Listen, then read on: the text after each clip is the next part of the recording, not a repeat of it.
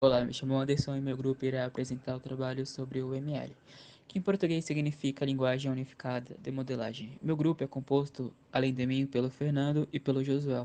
O que é o ML? A OML ela trata-se de uma linguagem unificada que habilita profissionais de TI a modelar e documentar aplicações de software, ou seja, ela oferece um meio de visualização da arquitetura de um sistema por meio de diagramas, incluindo atividades, componentes individuais de sistemas, interações desses componentes, as interfaces, entre outras.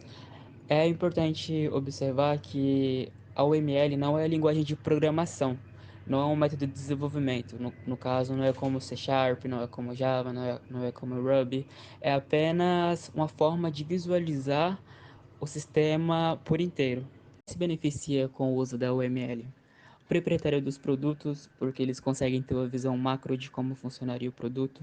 O analista de requisitos, que através dos requisitos levantados, ele consegue, utilizando a OML, mostrar para o cliente como funcionaria o seu sistema, além dos analistas de sistemas, desenvolvedores e o gerente de qualidade. Como dito, a OML utiliza diagramas. E o que esses diagramas representam? O diagrama representa duas visões distintas de um modelo de sistema. São eles os estáticos e os dinâmicos. O estático é conhecido como estrutural, que tem por característica uma estrutura estática por meio de objetos, operações, relações e atributos. E tem a representação dinâmica, que é mais conhecido como comportamental, que tem a característica de comportamento dinâmico por meio de colaboração entre objetos e mudanças de seu estado interno. Boa noite, me chamo Josuel e vou falar sobre os diagramas estáticos. Os diagramas estáticos ou estruturais tratam do aspecto estático de um sistema, ou seja, a representação de seu esqueleto, sua forma inicial e suas partes estáveis, que não se alteram conforme a utilização do sistema. É através dos diagramas estruturais que podemos especificar classes, métodos, interfaces e tudo mais que compõe a arquitetura do sistema, e é representado em 7 tipos: diagrama de classes, de componentes, de objetos, de perfil, de estrutura compostas, de implantação e de pacotes. Vou falar do mais importante e mais utilizado entre eles, o diagrama de classes. Podemos entender uma classe como uma abstração de um objeto da vida real, agrupado por atributos e operações dentro de seu contexto. Logo, um diagrama de classes é uma representação gráfica de um conceito sobre a estrutura de um software e as interligações de seus componentes estruturais. Conforme dito antes, o diagrama de classes é considerado o mais importante, pois serve de apoio para a maioria dos demais diagramas. Para elaborar um diagrama de classes, é necessário utilizar 3 elementos de aplicação em cada classe relacionada: o nome, seus atributos e suas operações. Através dessas informações, podemos ilustrar as classes e relacionamentos necessários entre eles. Os níveis de detalhes podem variar conforme o necessário, exibindo ou não os 3 compartimentos das classes envolvidas. No slide vemos um diagrama em que há vários tipos de relacionamento interclasse aplicados, denominados de associação, agregação, composição e generalização. Vou citar alguns exemplos e explicações desses relacionamentos. Exemplo 1.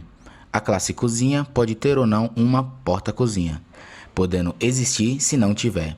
Relacionamento de agregação. Exemplo 2. Porta-cozinha generaliza a porta, possuindo todas as características que porta tem, além das suas específicas. Relacionamento de generalização. Exemplo 3. Quarto deve ter porta-quarto, não podendo existir se não tiver. Relacionamento de composição. Exemplo 4. Sala pode ter ou não uma porta que não seja uma porta-sala.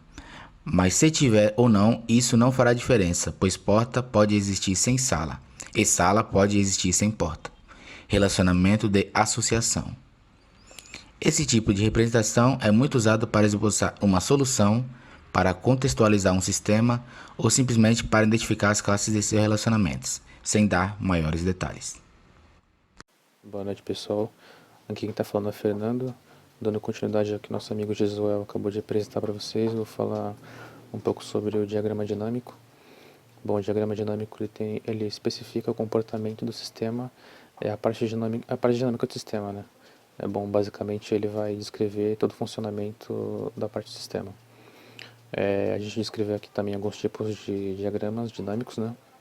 No caso a gente colocou aqui diagrama de casos de uso, sequência, atividades, estados. Claro, tem outros, mas só que a gente escreveu alguns aqui só para dar alguns exemplos mesmo.